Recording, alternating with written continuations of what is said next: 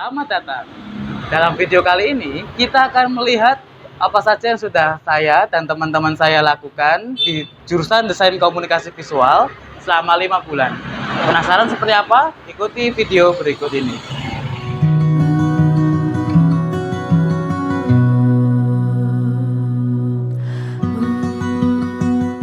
Inasaba adalah lembaga pelatihan komputer di Kota Pekalongan.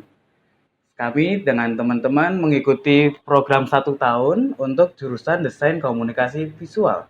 Seperti apa kelasnya? Ini adalah ruang lab B. Disinilah kami dengan teman-teman mendesain menggunakan aplikasi CorelDRAW. Penasaran seperti apa? Ayo kita masuk. Di ruang inilah kami dengan teman-teman belajar desain grafis menggunakan aplikasi CorelDRAW. CorelDRAW adalah salah satu software yang bisa kita gunakan untuk mendesain grafis dan mengedit beberapa vektor. Berbeda dengan software yang lainnya, CorelDRAW ini bisa dirancang untuk membantu kita berkreasi dan mengasah keterampilan imajinasi kita. Selama beberapa pertemuan, saya dengan teman-teman menikmati bagaimana cara membuat kartu nama, kemudian poster, lalu yang ketiga adalah sebuah kemasan produk. Dari sini kami belajar bagaimana caranya mengatur sebuah ukuran, warna, dan apapun yang digunakan untuk mendesain. Sewaktu mendesain, kami menghadapi beberapa tantangan. Contohnya, karena tidak ada template atau bantuan elemen, kami harus membuatnya sendiri dengan berkreasi, menggabungkan beberapa objek sehingga bisa membentuk elemen yang kita inginkan. Tapi karena sudah terbiasa untuk melakukan itu atau terus berlatih, kami yakin kami bisa mengatasi hal itu. Nah, mendesain menggunakan CorelDRAW dibutuhkan ketelitian dan imajinasi. Sekarang kita akan naik ke atas untuk melihat apa lagi yang kita pelajari di Desain Komunikasi Visual.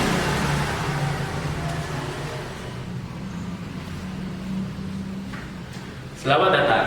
Ini adalah ruang lab C. Saya dengan teman-teman belajar mengedit foto menggunakan aplikasi Adobe Photoshop, dan kami di sini juga menggunakan Studio Mini untuk mengambil gambar dalam kelas fotografi. Kami belajar foto editing menggunakan aplikasi Adobe Photoshop. Adobe Photoshop adalah suatu perangkat lunak yang kami gunakan untuk pengeditan gambar dan fotografi. Kami belajar caranya mengatur kecerahan, kontras, warna foto, menghapus satu objek di dalam gambar, mengganti background, atau bahkan memanipulasi gambar yang kita edit. Sewaktu mengedit menggunakan aplikasi ini, kami menghadapi beberapa tantangan. Karena Adobe Photoshop memiliki banyak tools yang harus kita gunakan, kami harus memperhatikan instruksi dari tutor bagaimana cara mengedit suatu gambar. Dan terkadang langkah-langkah untuk mengedit suatu gambar itu ada banyak. Jadi kami mengatasi ketantangan itu dengan terus mengikuti dan memperhatikan apa yang tutor katakan. Jadi kami bisa melakukan pengeditan dengan sangat sempurna. Kami biasa dikenal sebagai fotografer. Nah, fotografer juga bisa disebut sebagai seniman cahaya, karena kita bisa mengambil gambar dari beberapa angle atau view yang berbeda-beda. Setelah kita mengambil gambar, kita akan abadikan gambar itu dalam sebuah foto. Di sini kami belajar fotografi dalam ruangan. Karena ruangan ini sudah didesain seperti studio kecil-kecilan. Kami menggunakan kamera ini untuk mengambil gambar, sehingga kami bisa mengambil gambar dalam kelas fotografi tersebut. Pada awalnya, kami sangat menghadapi kesulitan untuk mengatur segitiga espejo, yaitu aperture, shutter speed, dan ISO. Nah, untuk mengatasi masalah seperti itu, kami biasanya menggunakan kamera ini dengan menjepret satu kali. Setelah itu kami mencoba melihat, ternyata gambarnya perlu disesuaikan. Jadi kami harus menyesuaikan 3 espejo tadi sehingga bisa mengambil gambar dengan baik.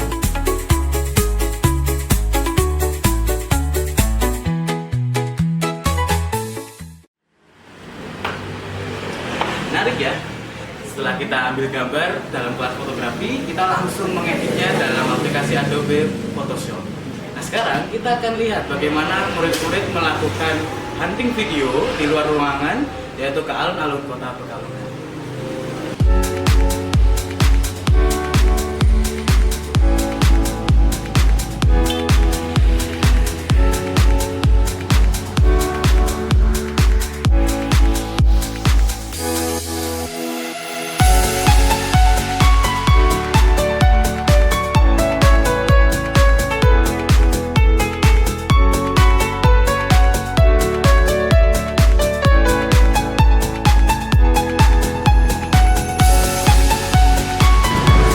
Datang di alun-alun Kota Pekalongan.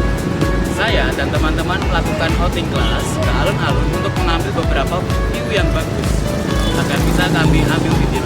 Bahkan kami pernah mengambil angle alun-alun dari atas dengan naik ke atas gedung Hypermart.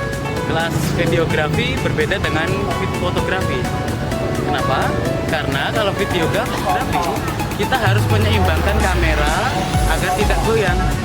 Itu agak sulit untuk kita lakukan. Tapi karena sudah berlatih beberapa kali, kami bisa mencoba untuk mengupayakan agar tidak goyang sama sekali. Jadi kami bisa mengambil video dengan baik.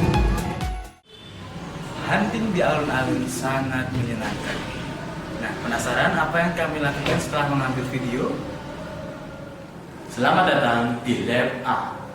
Di ruangan ini, kami menggunakan Adobe Premiere untuk mengedit video-video yang sudah kami ambil baik dalam luar ruangan atau dari dalam ruangan.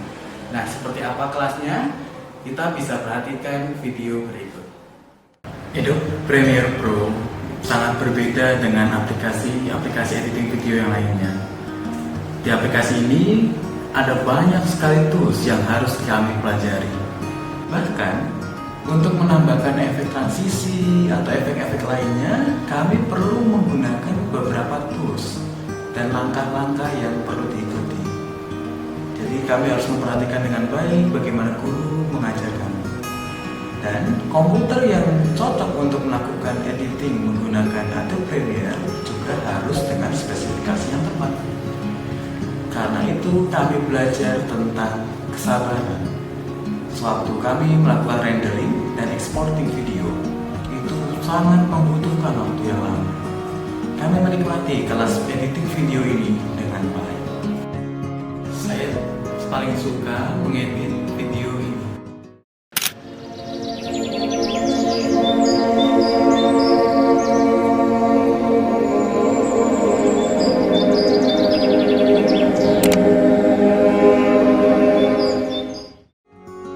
Dalam video itu, saya bisa bermain dengan warna, saturasi, dan kecepatan dalam durasi video. Jadi saya mengedit dengan mengurangi kecerahan, meningkatkan saturasi, dan memperlambat beberapa adegan dalam video itu. Itu sangat luar biasa. Video ini juga hasil editan menggunakan Adobe Premiere. Kita sudah melihat apa saja yang sudah saya dengan kawan-kawan saya lalui selama 5 bulan dalam kelas desain komunikasi visual. Dari video ini apa yang bisa kita simpulkan? Kreativitas seseorang itu tidak bisa muncul tiba-tiba. Itu harus digali dan diasah sehingga bisa bermanfaat untuk